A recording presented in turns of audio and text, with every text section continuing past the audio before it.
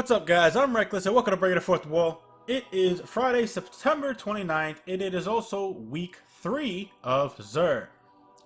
Xur is actually located in Io and in the Giant's Scar. So we're going to mark him real quick, and then we're going to go see what he has in his Qwik-E-Mart this week. So, as soon as we land, we're going to get on our Sparrow.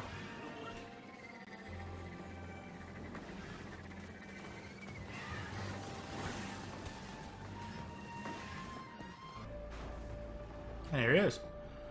Xur! What's up, dude? You have walked on strange ground. The night bring gifts of the Nine. So we are going to start with the left-hand side. We have the weapon of the week, which is the Risk Runner, which is a arc submachine gun with a decent impact, great range, great stability, phenomenal handling, not so good reload speed, with an RPM of 900 and a magazine of 41. Intrinsic perk on this is Arc Conductor, which, when taking arc damage, this weapon becomes more powerful and resists incoming arc damage. Kills extend the time in this overcharged state. Then we have Arrowhead Break, Extended Mag, Superconductor, as well as Short Action Stock, as well as a +5 attack weapon mod. And this is just for kinetic and exotic weapons. Now, this, I would say, is a good submachine gun for PvE, not so good for PvP, just because you can't proc the perk that much in PvP and actually keep it going. So, I would definitely have to say that in PvE, I probably would give this a 1.5 2 tier on the tier scale. And if you guys don't know what my tier scale is, I will put it in the description below. That way you guys can check that out.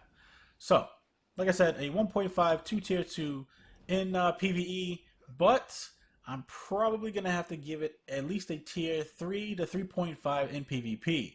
Because once again, not being able to get this intrinsic perk off isn't really, that good. And there probably are better submachine guns out there, the Mida Mini tool, that I would rather use in PvP. So if you guys want to get this, by all means, go ahead, grab it. If you guys don't want it, grab it anyways, shard it, and at least get it in your inventory, Next exotic we'll be going over is the Mekinese Trick Sleeves for the Hunter class. And this has a lot of mobility on it. Intrinsic perk on this is Spring Loaded Mounting, which increases sidearm ready and reload speed. Secondary perks on this are Mobility Enhancement mod, as well as Plastic Steel Reinforcement mod. And you guys also get, we get a +5 defense on this mod. And it is the Acceleration mod, which increases this armor's mobility, allowing you to move faster. Now this, in conjunction with this exotic, definitely is a good thing. However, just because the intrinsic perk on this specifies it has to be sidearm, then I don't see this as good of a use of an exotic, just because there are better exotics out there, especially for the Hunter class. If it just said something like energy weapon, ready and reload speed, then by all means, yeah, I would get this. But since it specifies sidearm and not everyone likes sidearms, I'm pretty much going to have to give this at least a tier 3 in PvE as well as PvP. But it's probably still a good exotic to have if you like sidearms. So, in that case, I would suggest you get it. If not, don't worry about it. The next exotic we'll be going over is the Holo Fire Heart for the Titan class, and this has mobility and resilience on it. Intrinsic perk on this is Sun Furnace, which greatly improves the recharge rate of your solar abilities while Hammer of Soul is charged. Secondary perks on this is Plastic Steel Reinforcement mod, as well as Restorative mod.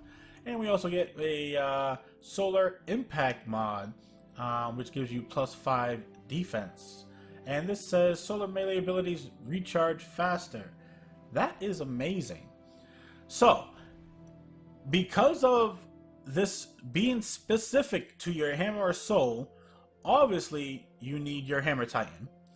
And I probably would consider this a very good exotic, especially if it has an increased recharge rate on your solar abilities while, you know, your Hammer of Soul is active. However, it does rely on your It does rely on your Hammer of Soul to be charged in order for you to use it. So, with that said, I probably would consider this a tier... I want to say tier 2 in PvE, just for the simple fact of, you know, when you're going against ads, you're not going to be using your super, you know, aimlessly, and you're going to be conserving it. So, until you get like a big mob or a boss. So, in that regards, yes, I definitely would see it being a good exotic. So, which is why it gets a tier 2 in PvE. As for PvP, I probably consider it the same, if not a little bit better, just because there are less enemies.